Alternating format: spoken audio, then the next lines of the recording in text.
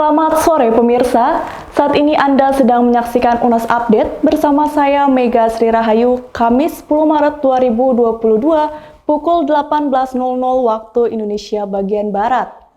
Pemirsa, lewat konferensi pers virtual yang dilakukan Kemenkes pada Selasa 8 Maret 2022, Sekretaris Direktorat Jenderal Kesehatan Masyarakat Kementerian Kesehatan atau Kemenkes, Siti Nadia Tarmizi, mengatakan bahwa timnya sedang mempersiapkan langkah untuk menuju transisi pandemi ke endemi.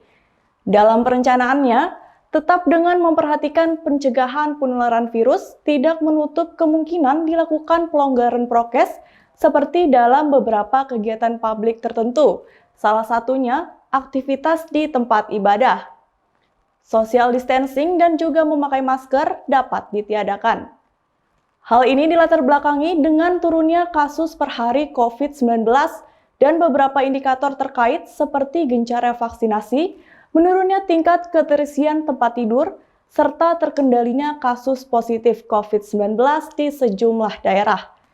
Terkait kabar tersebut, saat ini kami telah terhubung langsung dengan rekan kami di lapangan untuk mendapatkan informasi mengenai tanggapan masyarakat perihal rencana pelonggaran prokes sebagai tahap menuju endemi ini.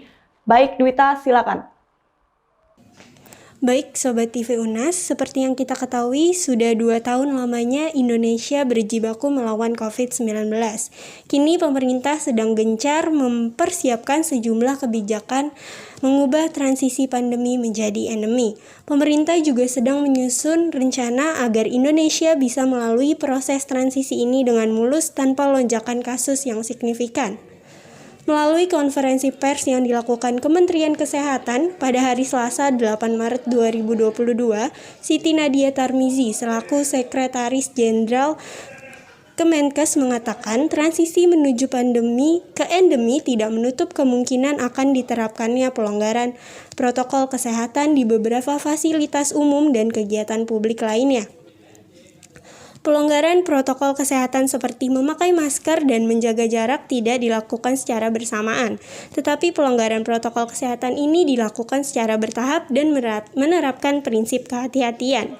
Menurut Siti Nadia Tarmizi, dalam rangka memasuki bulan Ramadan, nantinya kegiatan ibadah di masjid sudah tidak diberlakukan untuk menjaga jarak, namun tetap memperhatikan pencegahan penularan virus dengan membawa alat ibadah masing-masing. Baik Sobat TV UNAS, saat ini saya sedang berada di Universitas Nasional dan saya akan menanyakan beberapa hal kepada Bapak Aos Yuli Firdaus selaku Ketua DKM Masjid STA Universitas Nasional. Selamat siang Bapak. Selamat siang, Assalamualaikum warahmatullahi wabarakatuh. Sebelumnya Bapak sudah mengetahui akan adanya pelonggaran protokol kesehatan ini atau belum? Ya, saya mengetahui dari media massa atau media online di mana pemerintah mulai melonggarkan protokol kesehatan atau aturan-aturan terkait dengan protokol kesehatan menghadapi pandemi COVID-19. Apakah di Masjid Universitas Nasional ini sudah menerapkan itu? Baik, sebetulnya masjid dimanapun itu patokannya ke Masjidil Haram ya. Kalau kita ikut pemberitaan bahwa pemerintah Arab Saudi pun sudah mulai melakukan pelonggaran terhadap upaya-upaya yang selama ini dilakukan dalam pengetatan pengelolaan rumah ibadah atau masjid ya. Di mana pemerintah Arab Saudi sudah mulai memberlakukan kebijakan di mana sholat itu tidak harus berjaga jarak, asalkan tetap memakai masker. Kemudian itu menjadi salah satu rujukan masjid-masjid yang ada di Indonesia dan khususnya di UNAS. Kami pun mengikuti itu. Dan mulai hari ini, kebetulan hari ini tanggal 10 Maret, Masjid UNAS sudah memberlakukan sholat itu dengan menggelar karpet. Nah, karpet hari ini sudah mulai dipasang. Besok pun sholat Jumat tanggal 11 Maret akan sholat Jumat seperti biasa. Lantainya sudah menggunakan karpet dan jamaah pun sholat dengan tidak berjarak. Bagaimana tanggapan Bapak mengenai prokes yang memang harus dilakukan, bahkan harus dijadikan kebiasaan di masa pandemi ini? Baik, untuk prokes memang itu salah satu persyaratan juga ya ketika ada pelonggaran untuk sholat tidak berjarak, menggelar karpet. Kami berharap sebagai takmir, sebagai pengurus masjid kepada jamaah agar tetap menggunakan masker. Karena itu salah satu ikhtiar kita, upaya kita untuk tidak menularkan manakala kondisi badan kita sedang tidak sehat atau ada virus yang keluar dari tubuh kita bisa mencegahnya dengan menggunakan masker. Apakah Bapak setuju dengan adanya rencana pemerintah dalam pelonggaran prokes ini? Saya sangat setuju, sangat mendukung upaya ini karena memang kondisi kita sudah membaik ya. Tingkat penularan COVID-19 sudah mulai melandai, bahkan menurun. Kemudian kita juga sudah masing-masing kita sudah mengetahui tentang pola hidup sehat. Jadi pelonggaran ini kita dukung agar kita bisa hidup normal seperti sebelum ada pandemi. Menurut Bapak, apakah bisa Indonesia mengubah status pandemi menjadi endemi?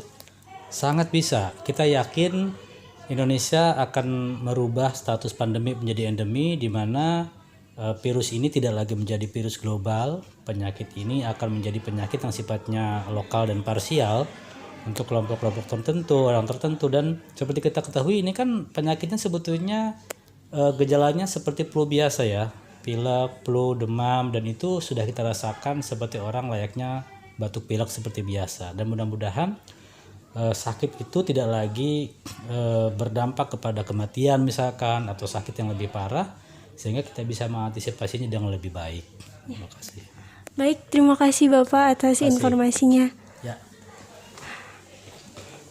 Sudah.